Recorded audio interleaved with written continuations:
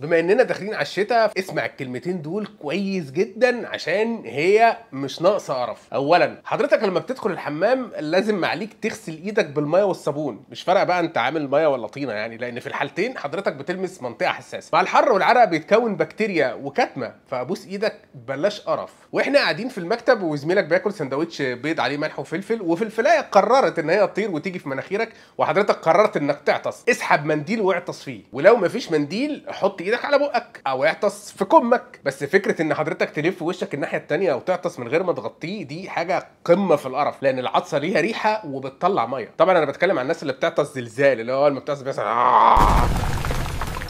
كده، مش بتكلم على البنات اللي دول قصه ثانيه يعني. واصلا بالمناسبه يعني بلاش حضرتك تاخد بيض في الشغل، لان البيض ليه ريحه وبعد ما بيتهضم بيخليك تطلع روائح ثانيه ملهاش اي لازمه يعني، كله في البيت. بمناسبه الروائح كمان، لو حضرتك عندك مكتب برايفت لوحدك بتقعد فيه، بلاش وانت قاعد لوحدك كده وتحس ان في حاجات بتحصل فتروح مديلك حته كده، عشان حضرتك اول ما هتعملها هتلاقي فجاه ان الناس كلها عايزه تخش عليك المكتب، وان في حاجه مهمه جدا لازم الناس تخش دلوقتي متعلق عليها مستقبل الشركه كلها. عندك في الشغل بيكون في مطبخ عشان الناس لما تاكل تقعد تاكل في المطبخ. المطبخ ده بيبقى فيه حوض عشان الناس تغسل حاجتها فيه، اطباق شوك معالق سكاكين كوبايات. فما ينفعش الاقي معاليك حضرتك فجاه قررت تغسل ايدك وبقك وتملى بقك ميه وتروح تافف في الحوض اللي احنا بنغسل فيه حاجتنا، وساعات تروح تتوضى فيه وتحط لي رجلك جوه الحوض. بلاش قرف، خش الحمام اعمل اللي انت عايزه في الحمام. في بقى بعض القوانين كده بتتعلق بالفتحات، حضرتك لازم تقفلها بعد اذنك، زي مثلا فتحه زرار القميص، ما ينفعش عليك تلبس فتحه لحد سرتك. انا مش مهتم اشوف سرتك خالص، ولا في اي حد في المكتب صدقني مهتم ان هو يشوف سره حضرتك ولا شعر صدر حضرتك ولا السلاسل اللي حضرتك لابسها. ولا ينفع تقعد تلعب في فتحه مناخيرك وهي برضه فتحه وتعمل نفسك بتهرش، عشان كلنا عارفين حضرتك مش بتهرش. بعد اذن حضرتك لما بتتاوب بيكون في فتحه برضه، فاستاذنك تغطي ايدك على بقك عشان انا مش مهتم ابدا ان انا اشوف بلعومك او زورك من جوه. منطقه حضرتك الحساسه البرايفت بارت، فما ينفعش ابدا وحضرتك اكيد معاك ستات في الشغل الاقيك ماشي او قاعد او ايا كان قاعد بتلعب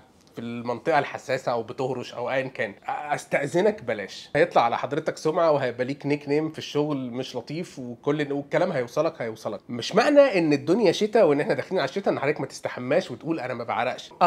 ارجوك ما تحطش برفيوم على ريحه العرق، عشان بجد بيبان وبيبقى ريحتها سيئة جدا جدا جدا. دي شوية قواعد بسيطة جدا، فاستأذنك يعني نسهل الحياة على بعضينا كده. شكرا.